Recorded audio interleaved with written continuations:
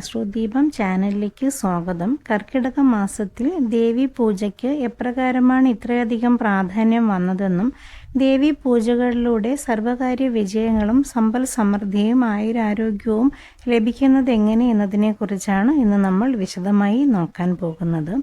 എല്ലാ പ്രിയപ്പെട്ടവരും ആർക്കാണോ പ്രാർത്ഥിക്കേണ്ടത് അവരുടെ പേരും നാളും ജനനത്തീയതി അറിയാമെങ്കിൽ അതും കമൻറ്റ് ബോക്സിൽ രേഖപ്പെടുത്തുക. എല്ലാ ചൊവ്വ വെള്ളി ദിവസങ്ങളിൽ നടത്തുന്ന പൂജയിൽ ഉൾപ്പെടുത്തുന്നതാണ്. കർക്കിടക മാസത്തെ പുണ്യമാസമായിട്ടാണ് കണക്കാക്കപ്പെടുന്നത്. കർക്കിടക മാസത്തിൽ ശ്രീരാമ മന്ത്രങ്ങൾ ജപിക്കുന്നതും രാമായണം പാരായണം ചെയ്യുകയും ക്ഷേത്ര ദർശനം നടത്തുന്നതിലൂടെയുമൊക്കെ ധാരാളം സൗഭാഗ്യങ്ങൾ നമ്മുടെ ജീവിതത്തിൽ വന്നു ചേരുന്നതായി നമുക്ക് എല്ലാ പേർക്കും അറിയാവുന്നതാണ്. എന്നിരുന്നാൽ കർക്കിടക മാസത്തിൽ ദേവി പൂജയ്ക്ക് എന്തുകൊണ്ടാണ് ഇത്രയധികം പ്രാധാന്യം വന്നത് എന്നതിനെക്കുറിച്ചാണ് നമ്മളിവിടെ നോക്കാൻ പോകുന്നത്.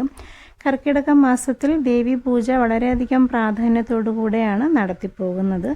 അതിലൂടെ സർവകാര്യ വിജയങ്ങളും സർവ്വരോഗമുക്തിയും ലഭിക്കുന്നതായിട്ടാണ് പറയപ്പെടുന്നത്. അത് എങ്ങനെയാണെന്ന് നമുക്ക് നോക്കാം. സൂര്യദേവന്റെ സഞ്ചാരത്തെ ആസ്പദമാക്കി ഉത്തരായന കാലം, ദക്ഷിണായന കാലം എന്നിങ്ങനെ 2 കാലങ്ങളായിട്ടാണ് കണക്കാക്കുന്നത്.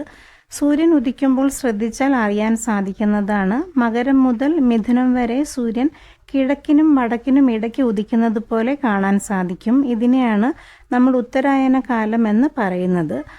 ഇത് സൂര്യന്റെ വടക്ക് ദിക്കിലേക്കുള്ള പ്രയാണ കാലമാണ്.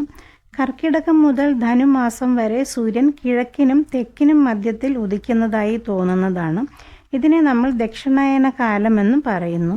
ദക്ഷിണായന കാലം എന്ന സൂര്യന്റെ തെക്കോട്ടുള്ള യാത്രാകാലത്തിന്റെ തുടക്ക മാസമാണ് കർക്കിടക മാസം.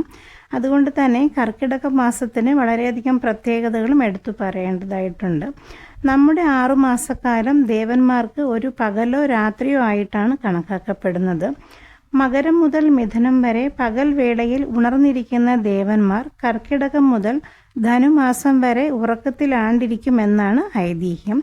ഈ കാലത്തിൽ കർക്കിടകം, കന്നി, ധനു മാസങ്ങളിൽ ദേവി ആരാധനകൾ പ്രസിദ്ധമായിട്ടാണ് നടത്തുന്നത്. ദക്ഷിണായന കാലത്തിൽ ദേവന്മാർ വിശ്രമിക്കുന്നതായിട്ടാണല്ലോ പറയപ്പെടുന്നത്. ആ സമയത്ത് ലോക ജീവരാശികളെ മാതാവായ ആദിപരാശക്തി സംരക്ഷിക്കുന്നതായിട്ടാണ് കരുതപ്പെടുന്നത്. മക്കളെ കാക്കുന്നതിനായി മാതാവിനോളം കരുതൽ മറ്റാർക്കെങ്കിലും ഉണ്ടാകുമോ? ഇല്ല അല്ലേ? ഇതിന് നന്ദി സൂചകമായിട്ടാണ് കർക്കിടകത്തിൽ നമ്മളെ സംരക്ഷിക്കുന്ന ദേവിയെ സന്തുഷ്ടയാക്കുവാനായി പ്രത്യേകം പൂജകൾ നടത്തുന്നത്. കർക്കിടക മാസം കഴിഞ്ഞ് ഒന്ന് വിശ്രമിക്കുന്ന ദേവിയെ കന്നിമാസത്തിലെ നവരാത്രി ദിനങ്ങളിൽ പ്രത്യേക പൂജകളിലൂടെയും പ്രാർത്ഥനകളിലൂടെയും നമ്മൾ ഉണർത്തുന്നു. അതിലൂടെ ആദിപരാശക്തിയായ ദേവി സർവ്വ ഐശ്വര്യങ്ങളും വരങ്ങളും നൽകി അനുഗ്രഹിക്കുന്നതായിട്ടാണ് പറയപ്പെടുന്നത്. കന്നിമാസത്തിൽ നമ്മൾ ദേവിയെ ഉണർത്തി പ്രാർത്ഥിക്കുന്നത് പോലെ തന്നെ പ്രത്യേക പൂജകളും ദേവിക്ക് നൽകുന്നതാണ്. കൂടാതെ ദക്ഷിണായന കാലത്ത് ദേവിയോടൊപ്പം തന്നെ പിതൃക്കൾക്കും വളരെയധികം പ്രാധാന്യം നൽകുന്നതാണ്. നമ്മളെ സംരക്ഷിക്കുവാനും അനുഗ്രഹിക്കുവാനുമായിട്ട് പിതൃക്കൾ നമ്മുടെ അടുത്ത് എത്തുന്നതായിട്ടാണ് വിശ്വാസം. ഇവരും ദേവിയെ പോലെ തന്നെ കരുണയുള്ളവരായിട്ടാണ് കണക്കാക്കപ്പെടുന്നത്. അതുകൊണ്ട് തന്നെ ഈ കാലത്ത് ദേവിയെ കർക്കിടകത്തിലും കന്നിമാസത്തിലെ നവരാത്രിയിലും പൂജിക്കുന്നത് പോലെ പിതൃക്കളെയും കർക്കിടകത്തിലെ കറുത്ത വാവിനും കന്നിമാസത്തിലെ അമാവാസി നാളിലും പൂജിച്ച് പ്രാർത്ഥിക്കുന്നത് വളരെ ഉത്തമമാണ്. ദക്ഷിണായന കാലത്ത് നടത്തുന്ന ദേവി പൂജയും പിതൃപൂജയും നമ്മളെ കടുത്ത രോഗങ്ങളിൽ നിന്നും കാക്കുമെന്നും അതോടൊപ്പം തന്നെ സർവ്വവിധ സൗഭാഗ്യങ്ങളും സമ്പൽ സമൃദ്ധിയും ഐശ്വര്യങ്ങളും നൽകി ആ ഒരു വർഷക്കാലം നമ്മളോടൊപ്പം തന്നെ അനുഗ്രഹങ്ങൾ ചൊരിഞ്ഞ് നിലനിൽക്കുമെന്നാണ് വിശ്വാസം. എല്ലാ പ്രിയപ്പെട്ടവർക്കും കർക്കിടക മാസത്തിലെ ദേവി പൂജയുടെ പ്രാധാന്യം മനസ്സിലായി കാണുമെന്ന് കരുതുന്നു.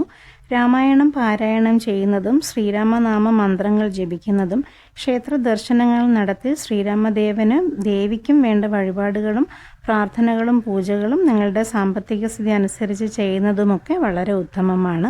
അതോടൊപ്പം തന്നെ ദേവി മഹാത്മ്യം പാരായണം ചെയ്യുന്നതും ലളിത സഹസ്രനാമം പാരായണം ചെയ്യുന്നതുമൊക്കെ വളരെ ഉത്തമമാണ്. അതിലൂടെ നിങ്ങൾക്ക് നിങ്ങൾ ആഗ്രഹിക്കുന്ന എല്ലാ കാര്യങ്ങളും നേടിയെടുക്കാൻ തീർച്ചയായും സാധിക്കുന്നതായിരിക്കും. ജ്യോതിഷപരമായ പുതിയ അറിവുകളുമായി വീണ്ടും കാണാം. കർക്കിടക മാസം സർവ്വ ഐശ്വര്യങ്ങളും ലഭിക്കട്ടെ എന്ന് ആത്മാർത്ഥമായി പ്രാർത്ഥിക്കുന്നു. എന്നെ ഇതുവരെ ശ്രവിച്ചതിന് നന്ദി. അതോടൊപ്പം നിങ്ങൾക്ക് വേണ്ടപ്പെട്ടവർക്കും കൂടി ഈ വീഡിയോ ഒന്ന് ഷെയർ ചെയ്ത് കൊടുക്കണേ. നന്ദി, നമസ്കാരം.